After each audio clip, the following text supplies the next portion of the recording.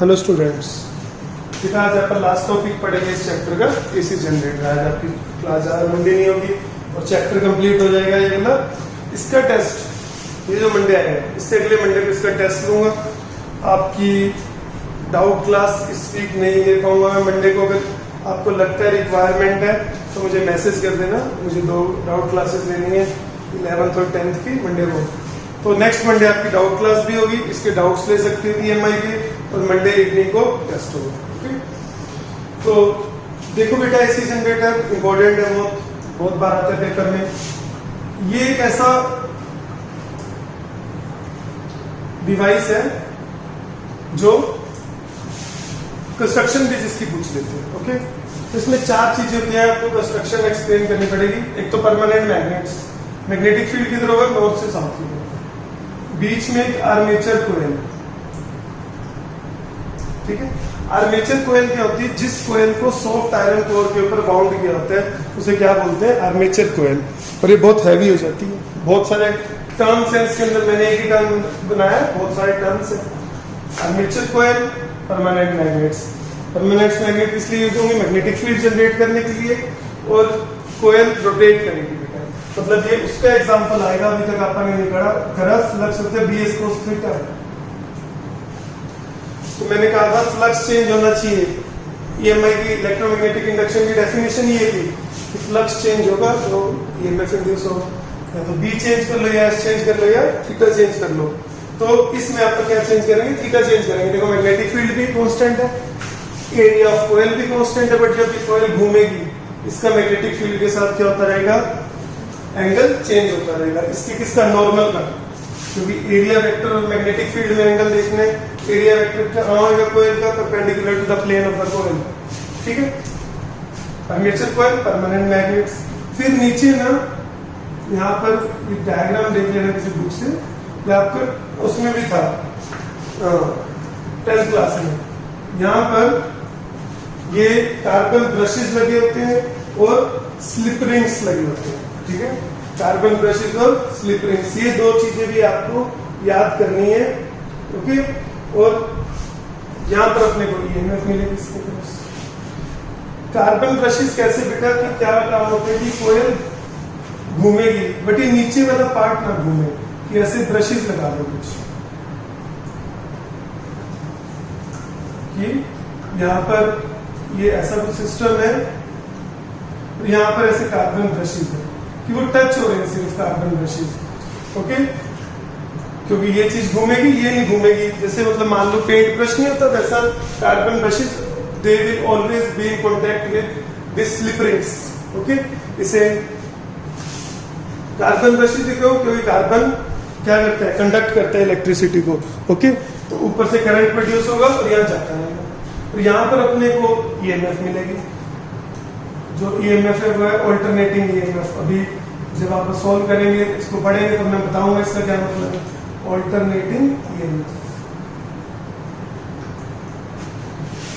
और ये हमारी आर्मेचर कोयल। स्लिप रिंग्स क्या है बेटा, कि घूमती रहेगी, ये स्लिप रिंग साथ में घूमते रहेंगे और कार्बन ब्रशेस हमेशा स्लिप रिंग के साथ अटैच होंगे। तो एक पढ़ लेना किसी भी रेफरेंस बुक से कि 4 चीजें, परमानेंट मैग्नेट, आर्मेचर कोयल, कार्बन ब्रशेस और स्लिप रिंग्स। ओके, मतलब ये हमेशा जब घूम भी जाएगा ना, ये घूमकर यहाँ के टच हो जाएगा। मतलब ये वाली वायर हमेशा इससे, इस स्लिप रिंग से टच में रहेगी और ऊपर वाली नीचे वाले स्लिप रिंग से, ठीक है। बस इनका क्या काम है कि कोयल घूमे, नीचे वाला पार्ट ना घूमे, ये काम है स्लिप रिंग और ब्रशेस का, ठीक है। इस एक्सिस के अबाउट ये घूमेगा, ठीक है। अब मान लो सबसे पहले इसका प्रिंसिपल क्या है, it is based on the principle of electromagnetic induction. और साथ में मैं एडवाइस करूंगा इलेक्ट्रोमैग्नेटिक इंडक्शन की डेफिनेशन भी लिखते हैं, ठीक है। ये इसका प्रिंसिपल है। फिर इसकी कंस्ट्रक्शन, लेबल डायग्राम, ठीक है। Carbon brushes, slip rings, armature coil, permanent magnets. फिर कंस्ट्रक्शन, इन 4 चीजों को एक्सप्लेन कर दोगे। फिर वर्किंग बड़ी छोटी सी है कि मान लो T = 0 पर थीटा के 0, कि कोयल मैग्नेटिक फील्ड देखो इधर है, इस डायरेक्शन में, और ये कोयल ऐसे पड़ी, मैग्नेटिक फील्ड भी इधर, कोयल का एरिया वेक्टर भी इधर। तो शुरू में एंगल क्या है, एरिया वेक्टर और मैग्नेटिक फील्ड में 0। ओमेगा से घूम रही है, तो एट टाइम T कितना एंगल घूम जाएगी, ओमेगा टी। थीटा क्या हो जाएगा, फ्लक्स क्या होगा इस टाइम पर, B S cos theta, B S area मान लो, A cos omega T. EMF क्या होगा बेटा, तो वर्किंग में ये लिखते जाओगे कि एक कोयल घूमेगी, मैग्नेटिक फील्ड में पड़ी है, एंगल चेंज होगा तो इंड्यूस ईएमएफ इंड्यूस होगा, और फिर ये कैलकुलेशन करके दिखाओगे। ईएमएफ क्या होता है, minus N D five by D T, minus N D five by D T करेंगे क्या आएगा, बी ए ओमेगा डिफरेंशिएशन में मल्टीप्लाई होता है, इंटीग्रेशन में डिवाइड, तो उसका माइनस साइन, ईएमएफ बन गया हमारा N B A omega sine omega T. ऐसा ईएमएफ जनरेट होगा इससे, तो ई नॉट एप्सिलॉन नॉट क्या है, एन बी ए ओमेगा, ठीक है। ये तो ऐसे जनरेटर हो गया, बट ये बड़ा इंपॉर्टेंट पार्ट है जो आप कर रहे हैं यहाँ पर। देखो कैसा ईएमएफ जनरेट हो रहा है, साइन ओमेगा टी। साइन का कैसा ग्राफ होता है बच्चे, कैसे, ऐसा ग्राफ होता है साइन का, ठीक है। तो क्या हो रही है, वोल्टेज चेंज होती जाएगी टाइम के साथ, जीरो से शुरू हुई, इक्वल टू जीरो पे जीरो, मैक्सिमम होगी, फिर जीरो, फिर इसकी डायरेक्शन चेंज होगी, मतलब पहले ये प्लस ये माइनस होगा, फिर ये प्लस ये माइनस, आधी साइकिल में ये प्लस ये माइनस, बाकी आधी साइकिल में ये प्लस ये माइनस। तो ये क्या जनरेट हो रही है, ऑल्टरनेटिंग ईएमएफ। कौन सी वोल्टेज आ रही है, एसी वोल्टेज, ओके। एसी की फॉर्म होती है ऑल्टरनेटिंग करंट, बट फिर भी हम ये टर्म्स बोलते हैं AC current, AC voltage. Alternating मतलब चेंजिंग, मैग्नीट्यूड भी चेंज हो रहा है और डायरेक्शन भी चेंज हो रही है। ये बेटा अपने घरों में आती है, जनरेटर यही काम करता है। जहां पर भी पावर प्लांट्स है, चाहे वो न्यूक्लियर पावर प्लांट है, चाहे थर्मल पावर प्लांट है, चाहे हाइड्रो पावर प्लांट है। हाइड्रो पावर प्लांट में क्या करते हैं, अच्छा उससे पहले एक और चीज सुनो, पावर प्लांट्स में बेटा कोयल को नहीं घुमाते, मैग्नेट्स को घुमाते हैं। तो एक ही बात है, कोयल घुमा दो या मैग्नेट घुमा दो, एंगल चेंज होता रहेगा। क्यों नहीं घुमाते कोयल को, बिकॉज बेटा कोयल बहुत हैवी होती है, इसे घुमाना मुश्किल काम है। आर्मेचर कोयल है, इट इज टू हैवी, बहुत बड़ा होता है, छोटा सा नहीं होता जनरेटर से, ठीक है। मैग्नेट्स को घुमाते हैं, मैग्नेट्स भी बड़ी बड़ी होती है, मैग्नेट्स को घुमाना आसान है। तो क्या करते हैं हाइड्रो पावर प्लांट में, पानी गिरता है, वो इन मैग्नेट्स को घुमाता है, पानी की पोटेंशियल एनर्जी होती है वो काइनेटिक में चेंज होती है, काइनेटिक इलेक्ट्रिकल में। मतलब कुछ आपने ये पढ़ा होगा, डायनमो घूमता है, तो डायनमो घूमता है मतलब मैग्नेट्स घूमती हैं, ओके, अपने को अल्टरनेटिव मिलता है। थर्मल पावर प्लांट में क्या करते हैं, कोल जलाते हैं, उसकी हीट से पानी को स्टीम में कन्वर्ट करते हैं। स्टीम क्या करती है, स्टीम कोयल को घुमाती है, मैग्नेट को जिसको मर्जी। न्यूक्लियर पावर प्लांट में भी एनर्जी निकलती है, पानी को स्टीम में कन्वर्ट करते हैं, स्टीम इसे घुमाती है। जब स्टीम की एनर्जी खत्म हो जाती है, स्टीम वापस से पानी बन जाती है, ओके। ऐसे पावर प्लांट्स में काम चलता है। अपने इंडिया में किस फ्रीक्वेंसी से घूमती है, आपने पढ़ रखे ना कि इंडिया में फ्रीक्वेंसी कितनी आती है, 50 हर्ट्ज, मतलब ओमेगा क्या हो गया 2 पाई एफ 100 पाई। तो क्या अगले चैप्टर में आता रहेगा कि फ्रीक्वेंसी इतनी है, ओमेगा का क्या फॉर्मूला 2 पाई एफ, तो बन जाएगा 100 पाई। इस स्पीड से, एंगुलर स्पीड से घूमती है। यूएस में ये 60 हर्ट्ज है, क्योंकि इससे कोई फर्क नहीं पड़ता है। इसका मतलब ये नहीं कि यूएस पावरफुल है तो उनकी ज्यादा तेज घूम रही है, बस ये सेट है इंडिया में, इसी फ्रीक्वेंसी पर आता है सब कुछ। और वहां पर 60 हर्ट्ज, जो वहां पर लाइट आती है वो 60 हर्ट्ज वाली है। तो इसीलिए कई चीजें यूएस से आप कोई इलेक्ट्रॉनिक्स खरीदते हो इंडिया में नहीं चलता, ये फ्रीक्वेंसी के कारण। अब जैसे आईफोन्स बनते हैं, ठीक है, तो जो यूएस का आईफोन बनेगा और इंडिया का आईफोन बनेगा उसमें फर्क होगा, ठीक है। मतलब अडेप्टर में जैसे फर्क होगा, क्योंकि आप उसे चार्ज करते हैं, तो वो अडेप्टर इंडिया के लिए बनाएंगे तो 50 हर्ट्ज के अकॉर्डिंग बनाएंगे, यूएस के लिए 60 हर्ट्ज के अकॉर्डिंग। इसलिए कुछ चीजें कई बार खराब हो जाती हैं, हम बाहर से लाते हैं इंडिया में, due to the change in frequency, electronic, basically electronic devices, ठीक है। अपने घरों में एसी आती है, अब देखो डीसी तो कितनी सिंपल सी थी, कांस्टेंट वोल्टेज मिल रही थी, है ना। तो अगले चैप्टर का पहला क्वेश्चन ये बनता है, why AC is preferred over DC. मतलब एसी को निकोलस टेस्ला ने डिस्कवर किया था, इन्वेंट किया था। तो एडिसन को बहुत प्रॉब्लम थी इस बात से, थॉमस एडिसन का स्टूडेंट ही था टेस्ला। एडिसन कहता था कि एसी सही नहीं है, एसी इज डेंजरस, तो लोगों को बोलता था कि एसी यूज मत करो, बट फाइनली बेटा एसी बढ़िया थी, इसलिए हम एसी यूज करते हैं। हम पढ़ेंगे नेक्स्ट चैप्टर में कि why AC is preferred over DC। Okay, तो अपने को कैसी साइनोसॉइडल वेव मिलेगी। ये EMF बनाने के लिए भी बोल देते हैं, तो आप बना देना EMF ओमेगा टी के साथ बना दो। ओमेगा टी क्या हो गया, थीटा, तो ऐसे बनो। ओके, ओमेगा टी की वैल्यू यहाँ π/2, यहाँ पाई 3π/2, 2π, मैक्सिमम वैल्यू कितनी है E में। ठीक है, तो ऑल्टरनेटिंग EMF मिलती है। ओके, मतलब अपना जैसे फैन बल्ब जो भी चल रहा है, AC आ रही है कि वोल्टेज हमारे घर में कांस्टेंट नहीं आती, अब आप कहते हैं ना 220 आती है, वो बेटा इसकी RMS वैल्यू होती है, root mean square value. Okay, 220, वो भी अगले चैप्टर में पढ़ेंगे कि 220 कैसे आता है। ठीक है, फिर तो हमने मतलब ऐसे आ रही है वोल्टेज, कम हो रही है, ज्यादा हो रही है, और डायरेक्शन भी चेंज कर रही है, बट ये इतनी फास्ट होता है। देखो फ्रीक्वेंसी कितनी, 50 हर्ट्ज, टाइम पीरियड कितना हो गया, 1/50 सेकेंड, मतलब ये 1/50 सेकेंड में ही सब कुछ हो जाता है, तो हमारी आईज उस चीज को ऑब्जर्व नहीं कर पाती। ओके, और जिन चीजों को DC चाहिए होती है, जैसे अपने मोबाइल चार्जर, लैपटॉप चार्जर, उन्हें DC चाहिए होती है, तो अडेप्टर क्या करते हैं, AC को DC में कन्वर्ट कर देते हैं। ये भी हम पढ़ेंगे AC को DC में कैसे कन्वर्ट करते हैं। ठीक है, DC बनाना मुश्किल काम है बेटा, AC बनाना आसान काम है। ओके, तो ये अब क्या काम आएगा ये न्यूमेरिकल्स में, ये आपको याद रखना है, NBA ओमेगा। देखो तीन चीजें पढ़ लिया अपन ने कि अगर रोड चल रही है और तीनों आपस में परपेंडिकुलर है, बच्चे मिक्स कर देते हैं बेटा, इसे ध्यान रखना है, तो EMF है।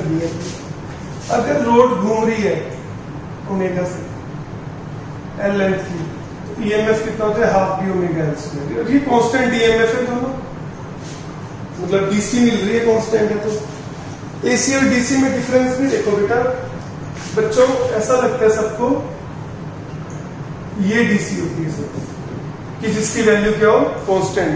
ओके, और हमें ये लगता है ये AC होती है। तो डिफरेंस क्या है DC और AC में बेटा, ये देखना होता है कि जब DC का मतलब कांस्टेंट वोल्टेज नहीं है, और AC का मतलब वेरिएबल AC नहीं है, मतलब वेरिएबल वोल्टेज नहीं है।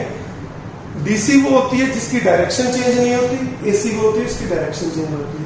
इसको भी हम DC बोल सकते हैं, क्योंकि देखो वोल्टेज की वैल्यू चेंज हो रही है, बट हमेशा वोल्टेज क्या है, पॉजिटिव, मतलब वोल्टेज की डायरेक्शन हमेशा क्या है, सेम। और इसको हम AC बोल सकते हैं कि हमेशा 5 वोल्ट है, बट 5 और -5 मतलब डायरेक्शन चेंज हो रही है वोल्टेज की बार बार। ओके, और DC में डायरेक्शन चेंज नहीं होती। हम मोस्टली ये DC और ये AC पढ़ते हैं, इसलिए हमें लगता है ये DC ये AC है, ये भी AC है और ये भी DC है। क्या याद रखोगे कि जो डायरेक्शन चेंज करता है वो AC है, जो डायरेक्शन चेंज नहीं करता वो DC है। जैसे कि मैंने रजिस्टर को DC सोर्स के साथ लगा दिया, हमेशा मुझे इसी डायरेक्शन में करंट मिलेगा, बट अगर AC सोर्स के साथ लगा दिया, ये AC का सिंबल है, ऐसे साइन वेव, तो आधा टाइम करंट इधर जाएगा, जब ये आधा टाइम प्लस माइनस ऐसे होगा, बाकी आधा टाइम प्लस माइनस ऐसे होगा, ऐसे ये चेंज होते रहेंगे, करंट की डायरेक्शन चेंज होती रहेगी। करंट की डायरेक्शन चेंज होगी, इस करंट को भी क्या बोलेंगे, AC करंट, और यहाँ जो करंट है वो DC करंट। तो ये ध्यान देना है, रोड चल रही है तो DL घूम रही है तो half B omega L square. फिर आपको ऐसे क्वेश्चन मिलेंगे और इनकी वैल्यू भी कांस्टेंट है। आपको ऐसा क्वेश्चन मिलेगा कि कोयल दे रखी होगी, बेटा ध्यान देना है, कोयल के नंबर ऑफ टर्न्स दे रखे होंगे, मैग्नेटिक फील्ड दे रखा होगा, एरिया दे रखा होगा, और ये दे रखा होगा कोयल कितनी एंगुलर स्पीड से घूम रही है। एंगुलर स्पीड नहीं होगी तो फ्रीक्वेंसी दी होगी, उससे आप ओमेगा कैसे निकालोगे कि ओमेगा क्या होगा, 2πf। ठीक है, बच्चे इसमें half B omega L square लगाते हैं, वो सोचते हैं ओमेगा आ गया, मानो साइड दे दी तो एरिया क्या हो जाएगा, A स्क्वायर, मानो स्क्वायर है, L की जगह A लिख देते हैं। ध्यान रखना जब कोयल है तो क्या कोयल घूम रही है तो क्या यूज होगा, E = E0 sin omega t। Question में पूछेंगे मैक्सिमम EMF बताओ, इसलिए फॉर्मूला यूज करना है NBA ओमेगा। अब क्वेश्चन का साइज देख लेना, अगर तो छोटा सा क्वेश्चन है 2 नंबर का, आपको एन बी ओमेगा दे देंगे और मैक्सिमम ईएमएफ पूछ लेंगे। तो अगर 2 नंबर के सीधा लगा दो एन बी ए ओमेगा और ये मैक्सिमम वैल्यू है। अगर थोड़ा सा ज्यादा मार्क्स क्या है, फिर बेटा वैसे डेरिवेशन करके दिखाओ जैसे अपन ने करी थी, B A cos omega T, फिर EMF minus N D five by D T, ये थोड़ा सा करके दिखाओगे, ये चीज आ जाएगी और फिर लिख दोगे मैक्सिमम वैल्यू क्या होगी N B A omega. Okay, इसमें फिर मैक्सिमम वैल्यू भी पूछते हैं और एवरेज वैल्यू भी पूछ लेते हैं, वो अगले चैप्टर में आता है, बट क्वेश्चन इसी चैप्टर में बना देते हैं, वो अगले चैप्टर में आपको पढ़ेंगे। जैसे क्वेश्चन मैं बता रहा हूं आपको 6.6 एक्सरसाइजेस में, इसकी मैंने आपको एक्सरसाइजेस करने के लिए कहा है, 2 क्वेश्चन छोड़ने के लिए बोला था, 6.12 और 6.17, बाकी सारी एक्सरसाइजेस करनी है। ओके, तो क्वेश्चन देखे 6.6 मैक्सिमम वैल्यू भी पूछ रखी है, वही एन बी ओमेगा दे रखे हैं, मैक्सिमम वैल्यू होगी N B omega. Average value पूछ रखी है, आप अगले चैप्टर में पढ़ेंगे कि इसकी एवरेज वैल्यू होगी 0। एवरेज वैल्यू साइकिल में पूछी जाती है, जितना प्लस उतना माइनस, तो एवरेज क्या रहता है 0। फिर पावर पूछ रखी है, पावर का फॉर्मूला होता है बेटा, ये फॉर्मूला पढ़ेंगे आप अगले चैप्टर में। वीएम मैक्सिमम वैल्यू कितनी है, ई नॉट। वैसे क्या फॉर्मूला होता है, V square by R, but वो कब होता है डीसी के लिए, जब वोल्टेज कांस्टेंट है। इसका क्या फॉर्मूला बनेगा, ई नॉट स्क्वायर बाय 2r, 2 और आ जाएगा एक्स्ट्रा। ठीक है, ये आते कैसे हैं ये हम नेक्स्ट चैप्टर में पढ़ेंगे और फॉर्मूलेस ध्यान रखेंगे। तो अभी सारा कंप्लीट कर लो, आपकी जब डाउट क्लास होगी मैं डाउट्स लूंगा और मंडे को टेस्ट होगा और इसका मैं असाइनमेंट भी आपको सेंड करूंगा। ओके, प्रीवियस ईयर क्वेश्चंस वाला। तो बस अब अपनी क्लास आएगी सैटरडे के बाद, ट्यूसडे को नेक्स्ट चैप्टर शुरू करेंगे, AC, alternating current, alternating voltage. Okay.